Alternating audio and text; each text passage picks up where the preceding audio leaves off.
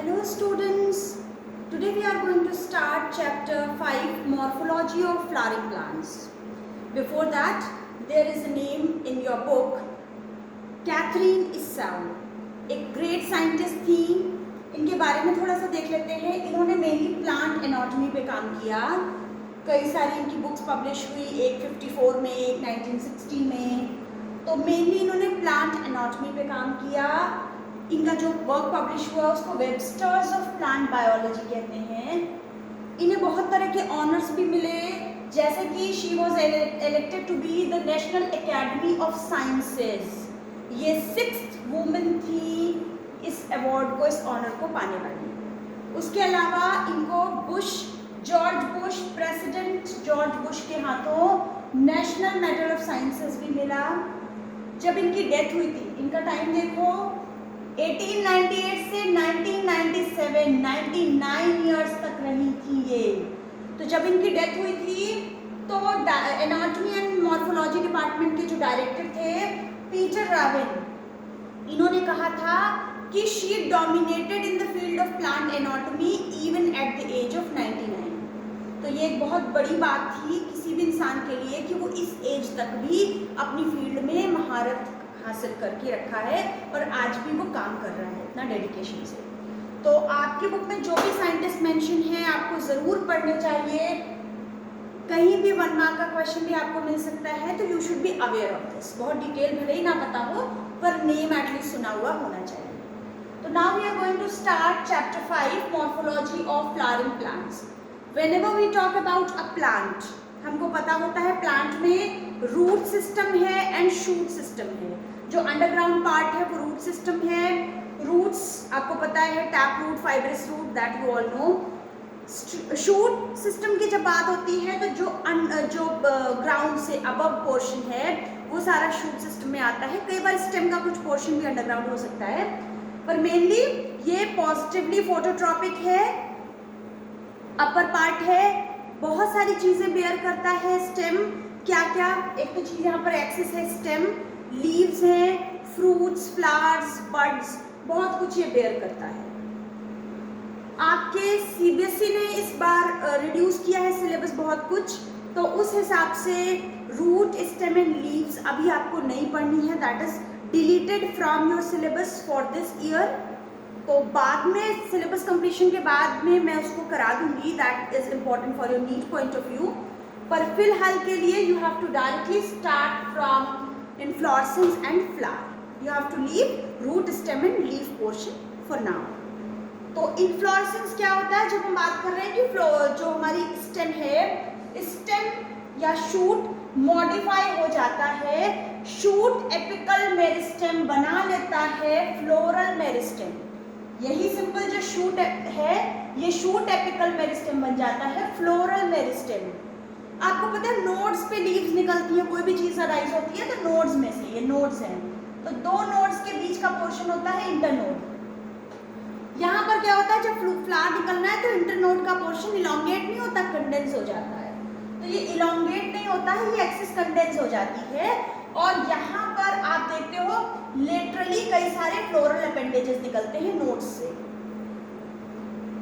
Floral appendages laterally निकलते हैं successive nodes पे. वहां पर लीव्स की जगह पर फ्लोरल अपेंडेजेस निकलते हैं. अगर शूट की टिप पे एक फ्लावर अकेला है तब तो वो सॉलिटरी है, पर अगर बहुत सारे फ्लावर्स हैं तो वो है इन्फ्लोरेसेंस. और वो किस तरीके से अरेंज्ड होते हैं? अरे इन्फ्लोरेसेंस क्या होता है? Arrangement of flowers on floral axis is called inflorescence. Phyllotaxy है arrangement of leaves on axis. यहाँ पर क्या है? Arrangement of flowers on floral axis है इन्फ्लोरेसेंस. इन्फ्लोरेसेंस 2 तरीके के हैं, ये आपको याद होना चाहिए. क्या क्या है? Racemose and साइमोस. रेसिमोस एंड साइमोस कैसे याद करोगे?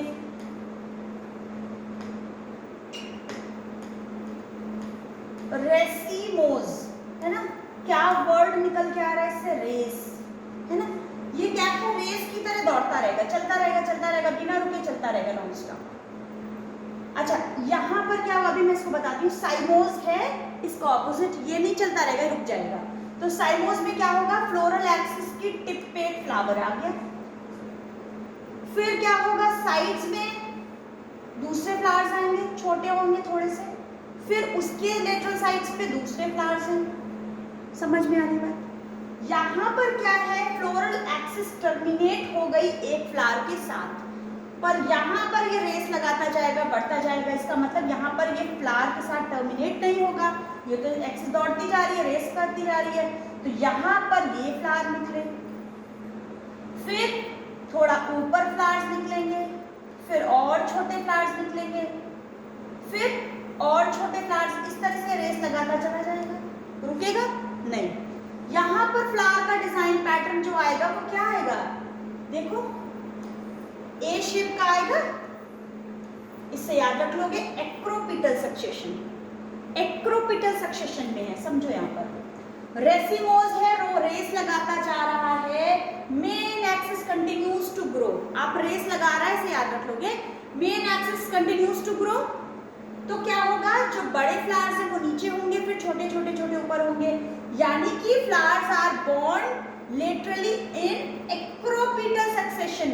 ए से याद रखोगे एक्रोपिटल सक्सेशन है यहाँ पर। यहाँ पर ऑपोजिट है बेसिपिटल सक्सेशन है, नए निकल रहे हैं वो बेस की तरफ है, यहाँ पर नए निकल रहे हैं वो ऊपर की तरफ है, एक्रोपिटल सक्सेशन। यहाँ पर क्या है, basipetal succession, BC. Basipetal succession कहाँ है, साइमोस में। वैसे रेस करके और फिर ये ऑपोजिट होता है, याद हो जाएगा। यहाँ पर main axis terminates to flower, हमने बात की थी ना, मेन एक्सिस पे फ्लावर आ गया, फिर जो निकलेंगे छोटे छोटे साइड्स में, लेटरल साइड्स पे निकलते जाएंगे।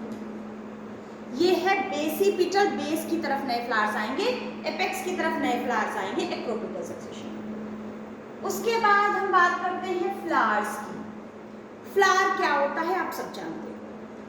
फ्लावर किसी भी प्लांट की रिप्रोडक्टिव यूनिट है, रिप्रोडक्टिव पार्ट है, जब हम एंजियोस्पर्म्स की बात कर रहे हैं। इससे पहले तक जिम्नोस्पर्म्स तक फ्लावर्स नहीं थे। फ्लावर्स पहली बार एंजियोस्पर्म्स में आएंगे और एंजियोस्पर्म में रिप्रोडक्टिव पार्ट है फ्लावर। फ्लावर में क्या क्या और चीज़ें होती हैं हम देखेंगे। तो ये सेक्सुअल रिप्रोडक्शन के लिए इन्वॉल्व होता है ये फ्लावर। और फ्लावर में 4 डिफरेंट वर्ल्स होती हैं, 4 वर्ल्स हैं, हमको पता है ना, केलिक्स, कोरोला, एंड्रोशियम, गाइनोशियम। जो फ्लावर होता है वो किस पे होता है, जो स्टॉक पे, जिस पे फ्लावर बियर करती है स्टॉक, इसको बोलते हैं पेडिसिल। ठीक है, पेडिसिल या स्टॉक। इसके ऊपर जो फ्लावर निकलता है उसका बेस थोड़ा स्वेलन सा होता है, इसको थैलेमस कहते हैं। जो स्वेलन एंड होता है जहाँ पर फ्लावर एक्चुअली निकलता है वो है थैलेमस।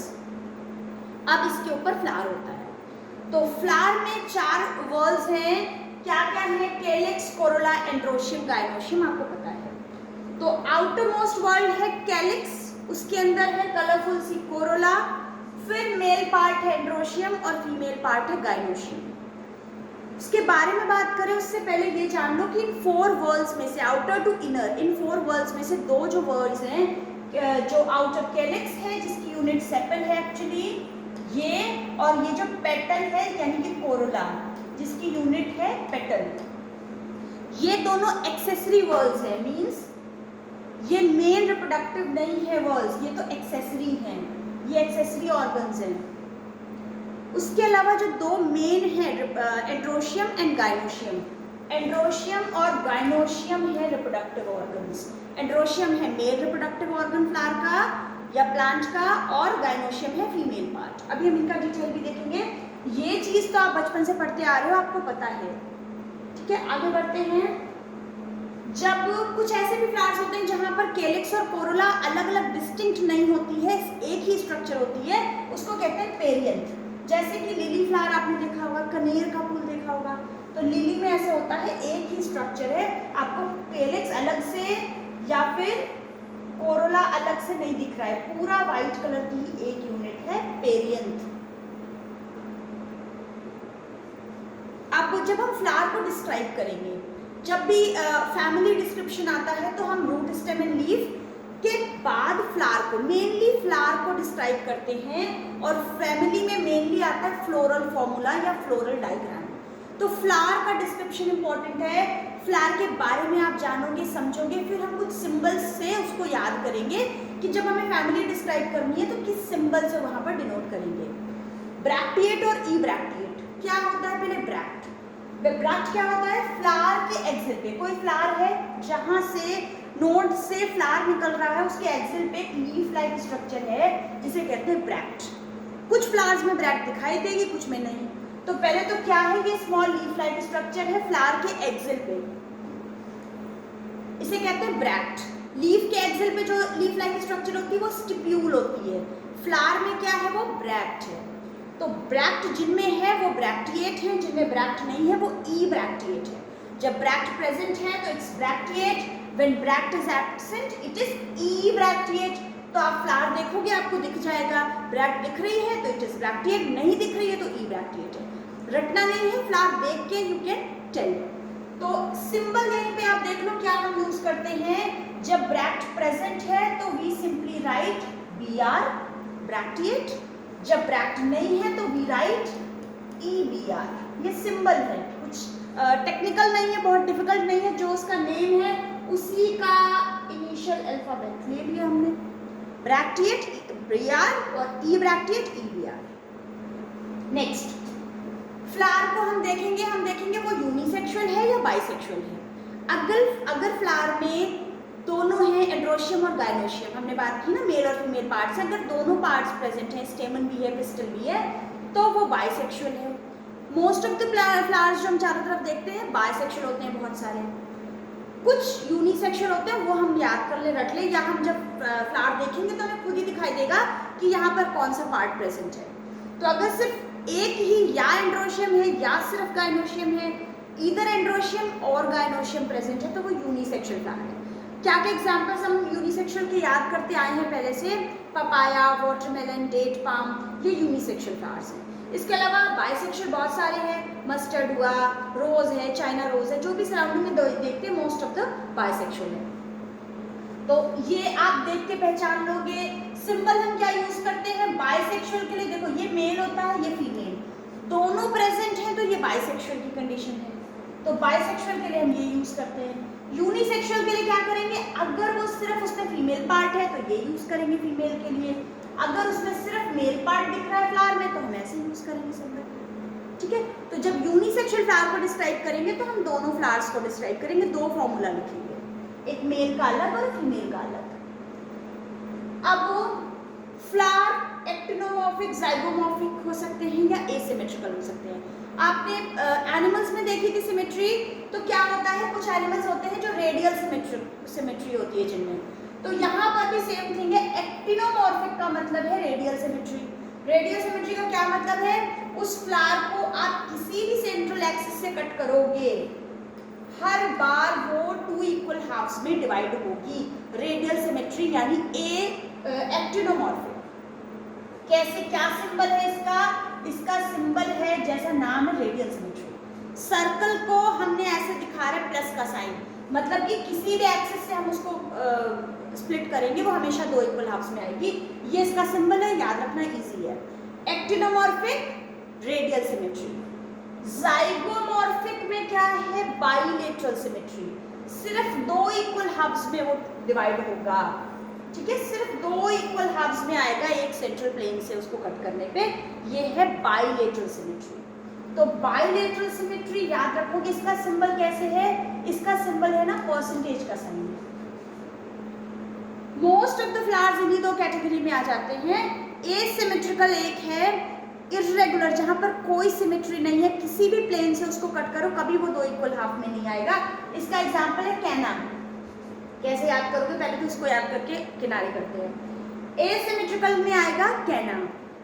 कैना काना, एक हिंदी में वर्ड है काना, जिसकी एक आंख होती है, सिर्फ एक आंख है, एक नहीं है, तो जिसमें वो जो इनकम्प्लीट है, जिसकी एक ही आंख है, उसको कैसे आप इक्वल हाफ्स में डिवाइड करोगे? Just imagine. तो ये याद रख लोगे कि कैना में कोई सिमेट्री नहीं है, एसिमेट्रिकल या इर्रेगुलर है। ओके, अब इसको याद करते हैं। एक्टिनोमॉर्फिक का एग्जांपल हम कैसे याद करेंगे? A, B, C, D। A for actinomorphic, B for brassica या मस्टर्ड। आपको पता होगा मस्टर्ड यानी सरसों का नाम है ब्रासिका बायोलॉजिकल नेम में, तो B फॉर ब्रासिका या mustard, C for chilli and D for datura. A for actinomorphic, ये एनसीईआरटी के एग्जाम्पल्स मैं याद करवा रही हूँ, होते तो और भी बहुत सारे एग्जाम्पल्स हैं। तो एक्टिनोमॉर्फिक में ABCD, ब्रेसिका, चिली और धतूरा। काना जिसकी एक आंख है, याद हो चुका है हमें। Zygomorphic, pea gulmohar, bean cassia. कुछ सेंटेंस बना लेते हैं। जागो, देखो तुम्हारा पीजी बंद कैसे हो गया, है ना। जागो, जाइगो। देखो तुम्हारा पीजी होता ना, जहाँ रहते हैं पेइंग गेस्ट, बंद कैसे हो गया।